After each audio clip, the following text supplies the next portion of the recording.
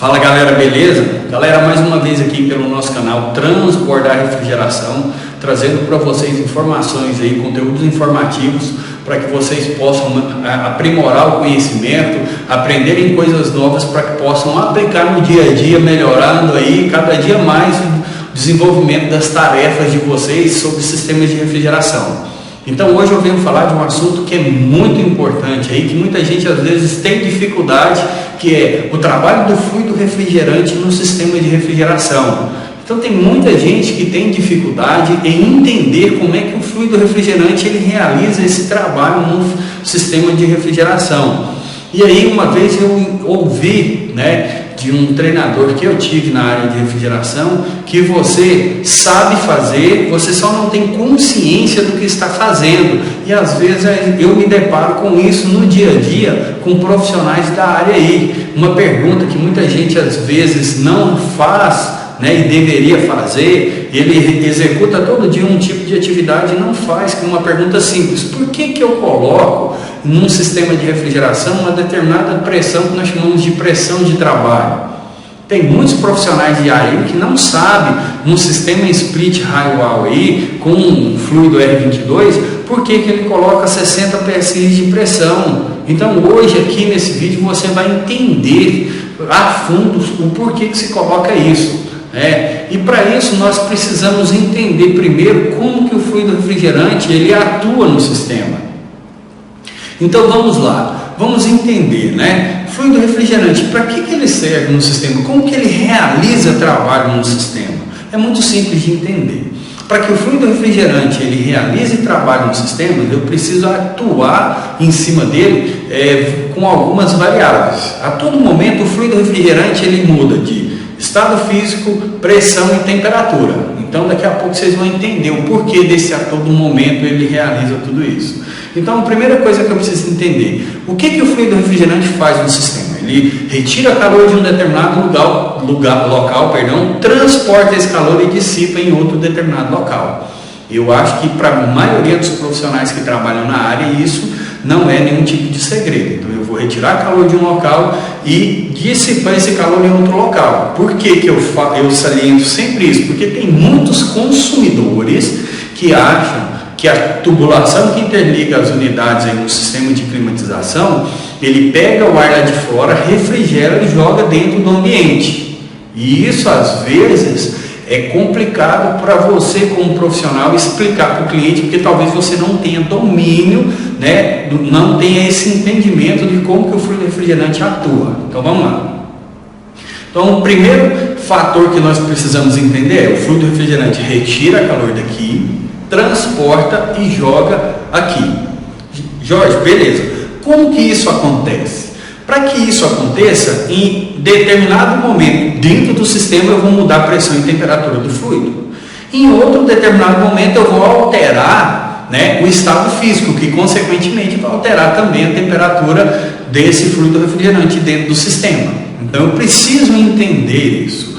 Como assim? Então vamos pegar de uma maneira genérica aqui. No sistema de refrigeração, por compressão, nós temos compressor, condensador, dispositivo de expansão e evaporador. O compressor ele é responsável por elevar a pressão e a temperatura do fluido refrigerante. Então ele succiona, comprime e descarrega. Ele pega o fluido refrigerante a baixa pressão e descarrega ele a alta pressão. Porém, eu já disse para vocês, se ele muda a pressão, pela lei da física, mudei a pressão, eu altero também a temperatura. E o que acontece no compressor? Ele só pode trabalhar com fluido refrigerante no estado físico, no sistema de compressão a vapor. Então, o que eu preciso entender? O compressor só trabalha com vapor, então ele é responsável por alterar a pressão e temperatura do fluido. Tranquilo até aqui? Então ele succiona vapor, comprime e descarrega vapor. O que ele faz? Eu disse há pouco, ele eleva a pressão e a temperatura do fluido. Então eu sei que o fluido chega no compressor vapor frio e sai vapor quente.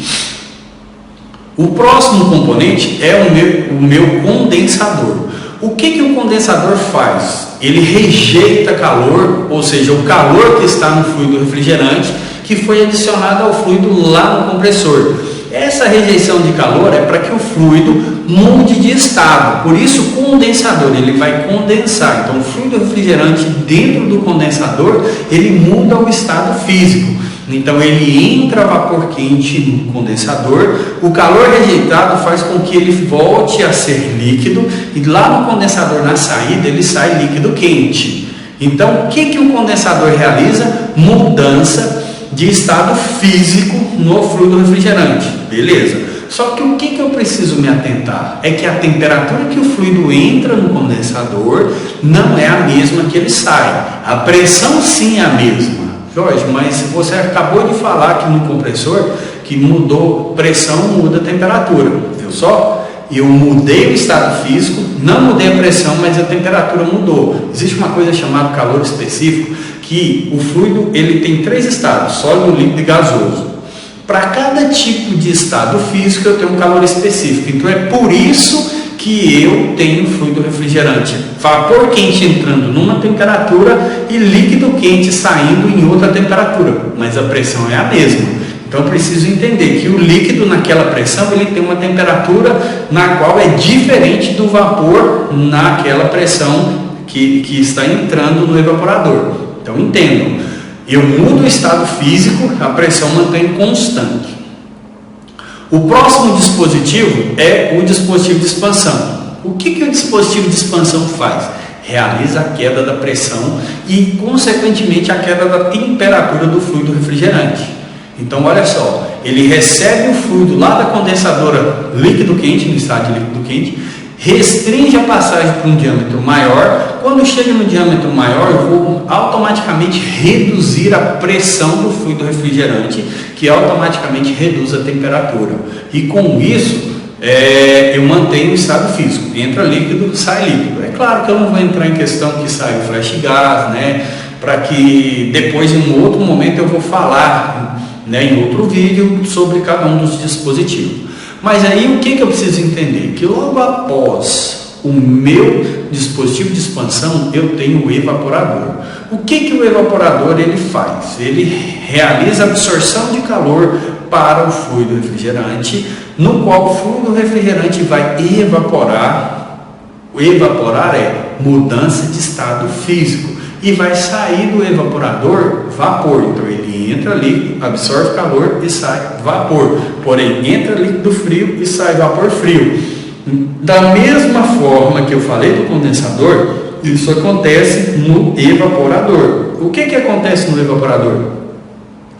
Entra líquido frio a uma temperatura, mas a pressão é constante. E sai vapor frio em outra temperatura, mas na mesma pressão que entrou. Por que mudou a temperatura? Porque mudou o estado físico dele. Então eu preciso deixar claro isso, porque tem muitos profissionais de área que confundem e eles se debatem em grupos aí que eu participo. Por que a temperatura que entra não é igual a que sai? É porque eu mudei o estado físico, mas a pressão é a mesma. Jorge, por que você está frisando tanto nessa questão de pressão, temperatura e estado físico? Porque um grande problema que os técnicos hoje, os profissionais de área, não todos, não vou generalizar, mas uma grande quantidade enfrenta é entender que linha de alta e baixa pressão não é a mesma coisa que linha de líquido e vapor. Por quê? Porque isso aqui que eu vou explicar para vocês agora é a dificuldade que muitos profissionais de área encontram em entender linha de líquido, linha de vapor, linha de alta pressão, linha de baixa pressão. O que difere, que determina a linha de alta pressão para a linha de baixa pressão? Compressor e dispositivo de expansão. O que é isso? Eu falei para vocês aqui no vídeo que o compressor succiona o fluido e eleva a temperatura e pressão. Então eu sei que após a saída do compressor eu tenho elevação de pressão, então eu tenho a linha de alta pressão.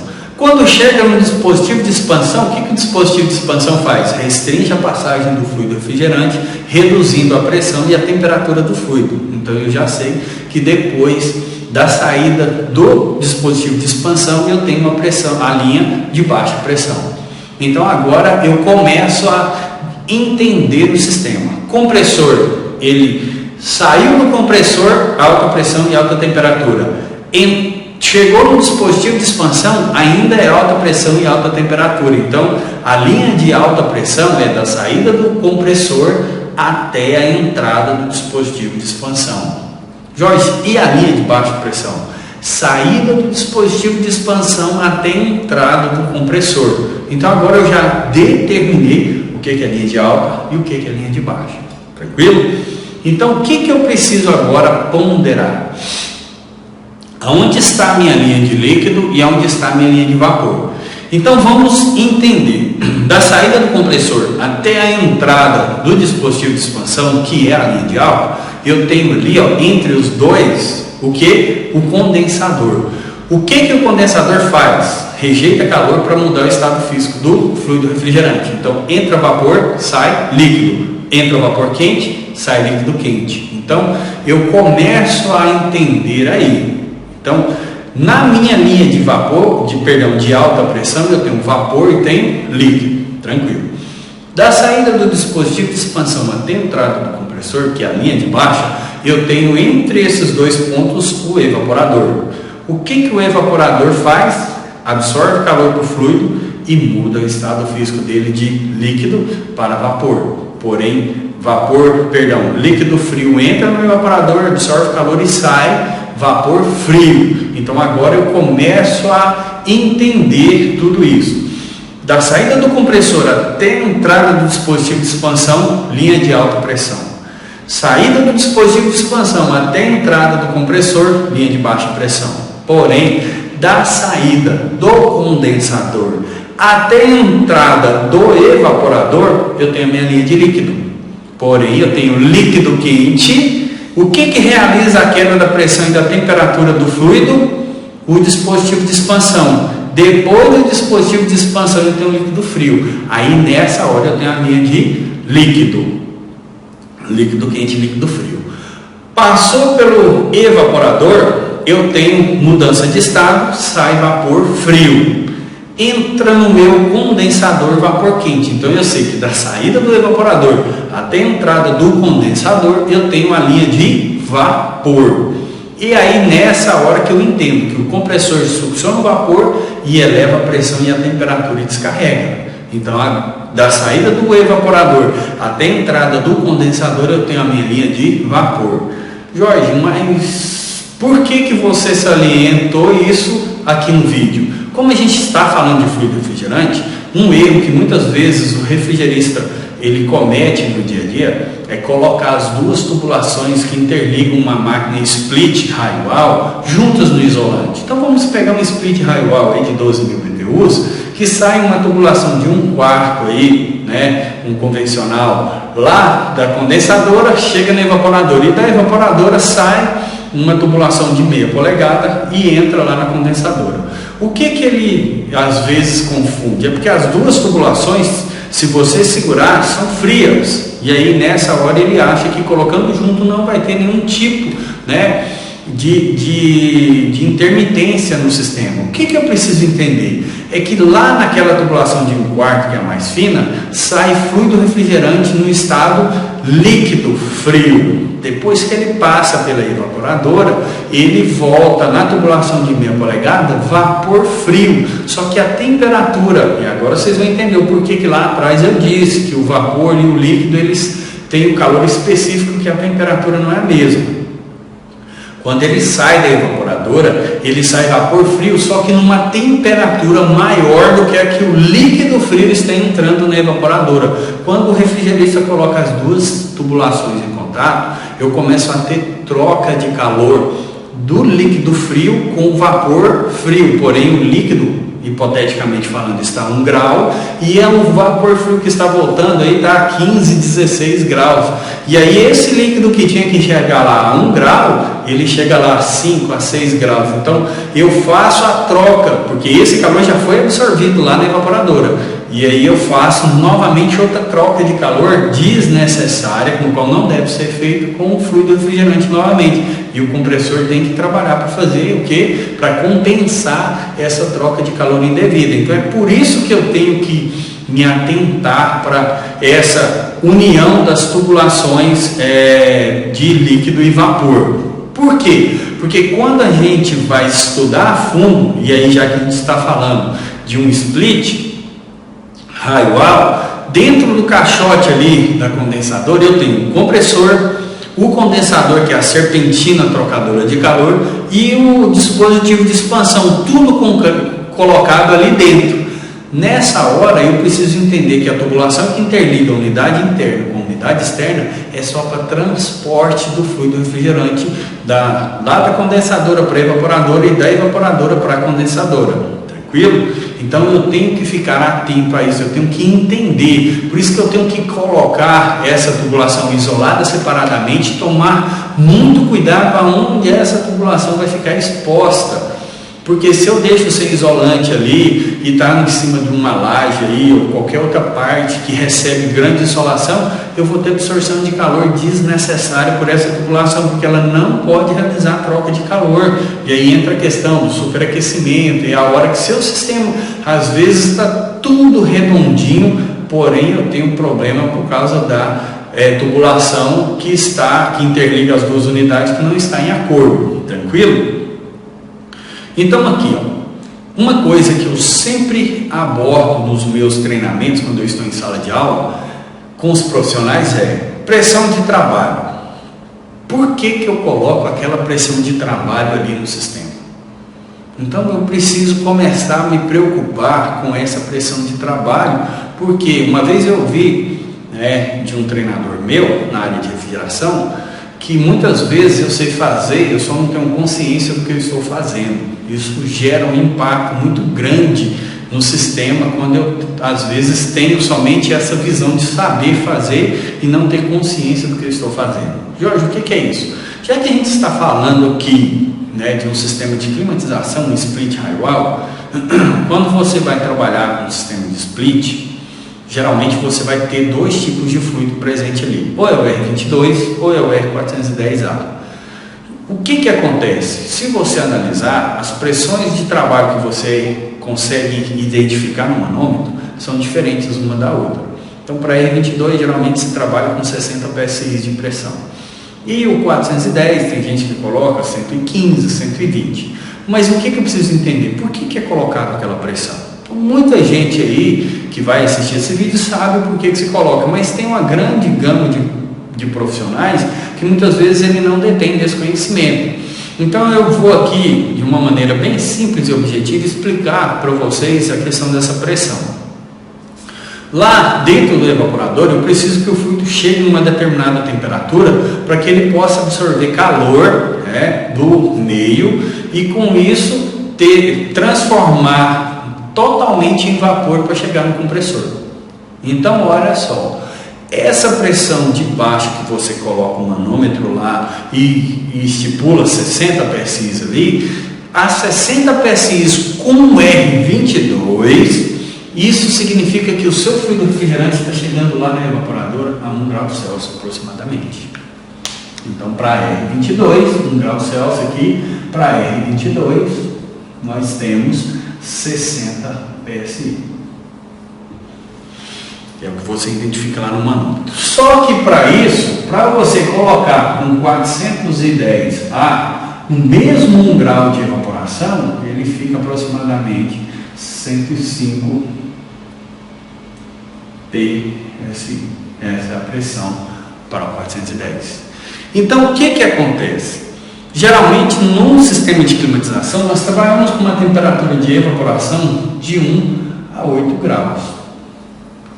E aí, muitas vezes o profissional ele tem dificuldade nessa hora de identificar aqui para R22. Eu posso trabalhar de 60 psi a 78. Essa é a pressão de trabalho. Para 410A, eu posso trabalhar de 105 a 135 aproximadamente. Isso garante que eu tenho essas temperaturas de evaporação. Então, quando nós chegamos num determinado sistema e identificamos a pressão de trabalho do fluido refrigerante na pressão de baixa, então significa que nós temos que respeitar isso aqui. Qual que é a temperatura de trabalho do fluido refrigerante dentro da evaporadora? Então essa temperatura de evaporação, que é a temperatura do fluido, não é aquela temperatura que você pede no controle no sistema split, não. A temperatura do controle é você que determina. A temperatura do fluido refrigerante, quem determina é essa variável, que isso é pré-estipulado em livros, em artigos, em um monte de conteúdos que nós temos aí da área de refrigeração. Não sou eu também que estou inventando isso aqui, não. Então eu preciso me atentar a isso. Eu peguei um refrigerador, eu preciso saber qual que é a temperatura que o fluido vai chegar dentro da tubulação. Não é simplesmente eu colocar a temperatura do fluido, não é a temperatura que eu quero lá dentro. Tem muita gente que erra isso. Pega um freezer, por exemplo, que é que, sei lá, vai guardar uma bebida lá dentro, a bebida precisa chegar a -3. Aí ele quer colocar o fluido também a -3. Isso não acontece. Não vai acontecer. Então eu preciso me atentar à temperatura que nós chamamos aqui, ó, de evaporação. É a temperatura que o fluido vai evaporar lá dentro da evaporadora. Da mesma forma que eu tenho, né, para o sistema, só porque eu não tenho lá uma válvula para aferir, uma temperatura, né, de condensação, é a temperatura que o fluido refrigerante chega lá dentro da condensadora, que geralmente se usa aí 48 graus, que é quando o fluido começa a trocar calor com o ar ambiente lá fora para voltar para o estado líquido. E aí, se você analisar, né, com 48 graus para R22 eu tenho o que? Aproximadamente aí 254, 255 PSI. E por 410, média de 409, 410 PSI. Então eu preciso me atentar para o tipo de fluido e para a temperatura de evaporação. Eu não posso aleatoriamente colocar, né, uma pressão de trabalho ou até mesmo achar que a temperatura do ambiente é a temperatura do fluido. Não, a temperatura de evaporação é uma que é bem abaixo da temperatura que eu desejo, porque senão o set point não vai ser alcançado. O set point é o que? É a temperatura em que o equipamento desliga, ou em sistemas inverter que ele cai para menor rotação. Por que eu tenho que me atentar sobre isso? Porque tem muita gente aí, muitos profissionais de área, que acham que colocar uma unidade, né, de troca de calor no local de incidência de calor grande não vai gerar nenhum tipo, né, de transtorno. Já que a gente começou a falar de sistemas split, que é de climatização, imagina você instalar um sistema split, uma evaporadora, né, perto de lâmpadas que emitem calor. Às vezes isso gera um grande problema, porque a temperatura no ambiente atingiu ou até está abaixo da temperatura que eu pedi no controle, porém eu tenho próximo ao sensor de temperatura ali da evaporadora uma lâmpada que vai produzindo calor constantemente e o sistema não consegue identificar que o ar de retorno já atingiu a temperatura que eu pedi no controle e essa máquina não desliga. E aí o pessoal começa a colocar, né, defeito no equipamento, até mesmo o equipamento começa a congelar ali a evaporadora.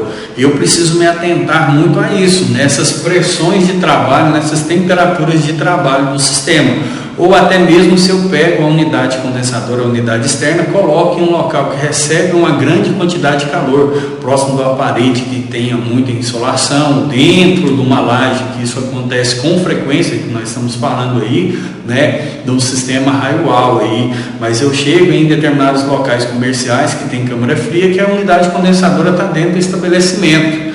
E isso atrapalha a dissipação de calor. E aí, muitas vezes, a temperatura ali no local, ela é superior à temperatura que o fluido refrigerante chega ali para condensar. E nessa hora, se eu não tenho a mudança de estado, o que acontece? Que foi dito lá no início do vídeo, o meu sistema deixa de ter rendimento ou deixa até mesmo de funcionar. Então, eu preciso ter essa consciência.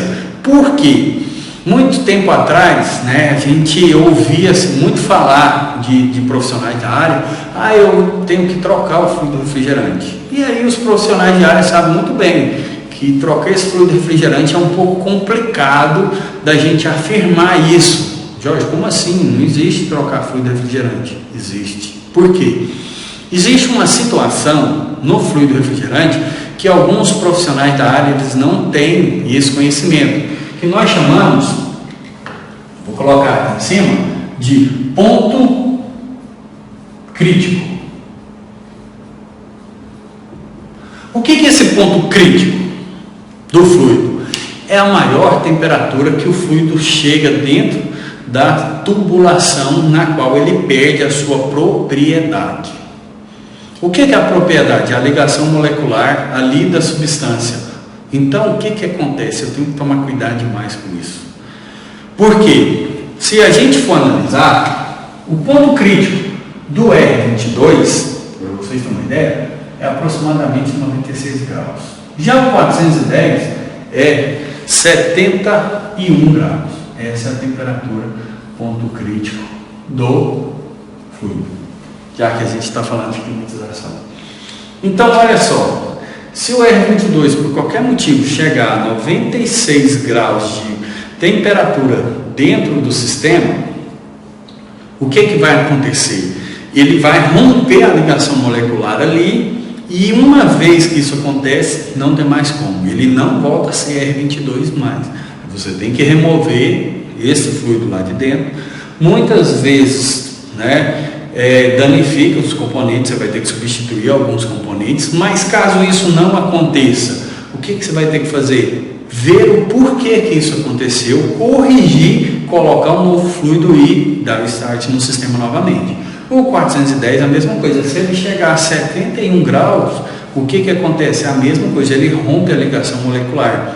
E aí nessa hora, o que vai acontecer? Ele não mais volta a ser R410A. E aí, o que acontece com ele? Você tem que remover do sistema, verificar se não comprometeu nenhum dos componentes ali. Se comprometeu, você tem que substituir, colocar um componente novo e colocar um novo fluido. Então, muita gente chega, às vezes, no sistema de refrigeração, principalmente quando eu tenho esse cara aqui, que é o 410A. Porque se você coloca esse cara dentro da laje, eu tenho um problema de dissipação de calor. E aí, nessa hora, ele atinge essa temperatura. Porque no sistema de R22 atingir 96 graus, porque ele trabalha com pressão mais baixa do que do 410, é mais complicado. Mas no 410... às vezes ele atinge com grande frequência isso aqui e você não consegue identificar o porquê. E aí tem muitos profissionais de área que colocam a culpa, porque vazou e como ele é uma mistura e perdeu propriedade muitas vezes, ou até mesmo na maioria das vezes, o que aconteceu foi porque ele atingiu o ponto crítico, não foi porque ele veio a ter vazamento, porque você procura no sistema e não acha vazamento. Então você tem que tomar muito cuidado com isso aqui, entender essa propriedade, essa particularidade. Jorge, mas você falou que o R22 o 410 mistura, sim. Eu preciso entender que os fluidos refrigerantes, o R22 é uma substância simples, é um fluido simples, nós chamamos. O que é essa substância simples? Eu pego vários compostos, porque se a gente parar para olhar, o fluido ele tem uma composição. Então eu pego vários compostos que geram uma ligação molecular. Então isso é uma substância simples. Já o 410 é o blend, que nós chamamos de mistura. O que é esse blend? Eu pego outros fluidos refrigerantes e misturo em percentuais para conseguir formar um fluido. O R22, para vocês terem uma ideia, eu vou pegar uma mistura de várias substâncias, cloro, flúor, carbono, hidrogênio, faço a mistura ali e tem o R22. Já o 410, só para vocês terem uma ideia, o R410A, na sua proporção, ele tem R32 mais R125. E isso aqui, para eu ser 410, eu preciso ter presente na mistura 50% desse e 50% desse. Então, para que o R410A exista, eu preciso ter 50% de R22 e 50% de R125 na minha mistura, que é o que nós chamamos de blend. Então, por isso que os fabricantes de fluido refrigerante, quando dirige para você colocar esse fluido na linha, eles pedem para que você pegue a botija, vire com o registro, a válvula para baixo e coloque o fluido refrigerante no estado de líquido. Jorge, mas por quê? Porque esses dois carros têm temperaturas de evaporações diferentes. Então, quando o R410A está no estado de vapor, o que vai influenciar a quantidade presente em percentual de cada um desses fluidos aqui é a temperatura ambiente na qual o seu fluido refrigerante está exposto. O que é essa temperatura ambiente? Se você chegou com esse fluido, tirou de dentro do carro, você veio lá não sei de onde, o sol estava quente, colocou ali em cima de uma laje que está mais quente ainda para fazer a inserção, o que você pode acontecer é você ter 20% desse aqui, sei lá, 70% desse, ou o contrário, e aí não vai ser o R410A, vai ser qualquer outra coisa. Então, quando você insere esse fluido no estado líquido, aquela mistura líquida, o fabricante te orienta, porque ele garante para você que você está inserindo 50% desse R32 e 50% do R125. Isso é muito importante você entender, porque se a gente pegar aí outros blends, 404A, ele tem 3 fluidos presentes na sua composição, em percentuais diferentes, ele não é mais 50-50. Então, o que eu preciso tomar cuidado na hora de fazer a inserção do fluido no estado líquido é atentar se esse fluido refrigerante realmente está entrando totalmente no estado líquido dentro da tubulação, para garantir a quantidade percentual desse fluido. Então é muito importante você ter esse conhecimento para que você não cometa erro no dia a dia. Então o trabalho do fluido refrigerante dentro do sistema é muito mais além do que você comprar um fluido aleatório. Por quê? A primeira coisa que você precisa se atentar é a qualidade do fluido refrigerante que você está adquirindo. Por isso existe a tabela FISPIC dentro de todo o sistema. Essa tabela FISPIC garante que você está comprando o 410A, porque ali naquele fluido tem 50% desse. Garante que o R22 vem a ligação molecular, né, dos compostos de substância reais ali. Que você não está comprando nada aleatório. Então tenha cuidado na hora de você fazer a aquisição do fluido refrigerante. Não compre fluido refrigerante de procedência duvidosa. Por quê? Isso implica no retardo, né, de atingir a temperatura do sistema, seja de climatização, conservação do produto. Isso é muito importante você se atentar como profissional. A primeira coisa é você atentar para a qualidade do fluido refrigerante. Mas também eu tenho que me pontuar com você que se você não tiver conhecimento em cima disso aqui, buscar informação e informação segura, de nada adianta você comprar o melhor fluido e fazer todo o procedimento de maneira errada. Então, eu vou, num vídeo futuro, falar sobre o procedimento de vácuo no sistema e o porquê da importância desse procedimento de vácuo no sistema, porque tem muita gente que acha que vácuo no sistema se realiza por tempo, e aí nós vamos ver que não é por tempo. Mas isso vai ser assunto para a gente abordar em um outro vídeo. Então agora, nesse exato momento, eu preciso que vocês tenham em mente o seguinte: eu tenho pressões de trabalho diferente no sistema, porque eu tenho temperaturas de evaporação na qual o fluido é permitido trabalhar chegando na minha evaporadora.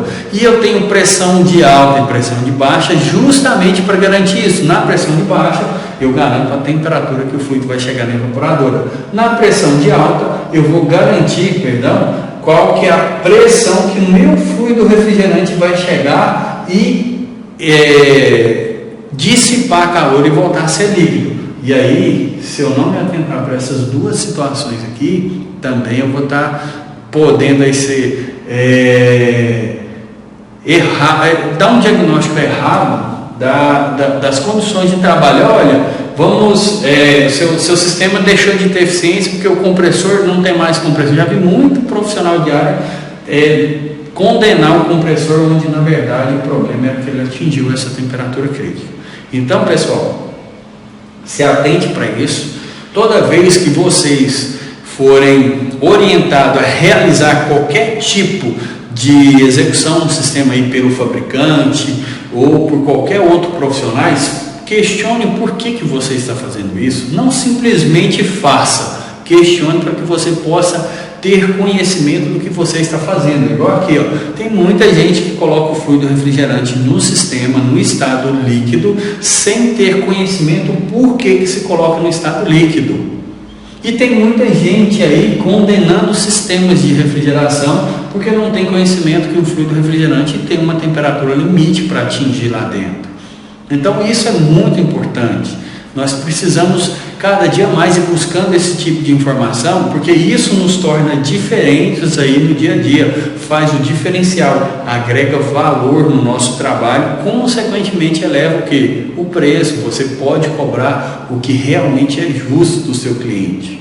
Tranquilo? Espero que isso aqui, pessoal, eu sei que às vezes é muita informação, né? Mas assim, busquem mais conhecimento, comentem abaixo aí do vídeo que eu tiro as dúvidas que forem surgindo, mas espero que vocês tenham gostado aí, né, desse vídeo, que ele traga para vocês aí despertem o interesse em buscar mais informações, e a gente compartilhando essas informações melhora o conhecimento e a gente nivela esse conhecimento de todos aí, para que nós possamos cada dia mais tornar a refrigeração muito melhor do que ela já é hoje, que todos possam trabalhar com segurança, conseguir, né, aumentar os seus ganhos sem essas promessas mirabolosas de que fique rico amanhã. Você só vai conseguir melhorar os seus ganhos a partir do momento que você melhorar o seu conhecimento.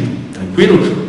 Só para a gente finalizar, não existe fórmula milagrosa. O que existe é estudo, dedicação, dia a dia aí em campo, aplicando as correções aí necessárias para que você possa se tornar um profissional aí, ó, que tenha reconhecimento pelo que você faz. Tranquilo? Para quem não é inscrito aí no nosso canal aí, eu deixo para vocês aí o convite, se inscreva, compartilhe esse vídeo aí com o máximo de pessoas que você puder aí. Vamos ajudar aí a elevar esse vídeo, chegar ao máximo de pessoas que precisam dessa informação aí, e com isso eu vou trazendo mais conteúdos aí e a gente vai de uma maneira bem tranquila e bem simples melhorando o conhecimento, beleza? Conto com vocês aí, um abraço e até a próxima.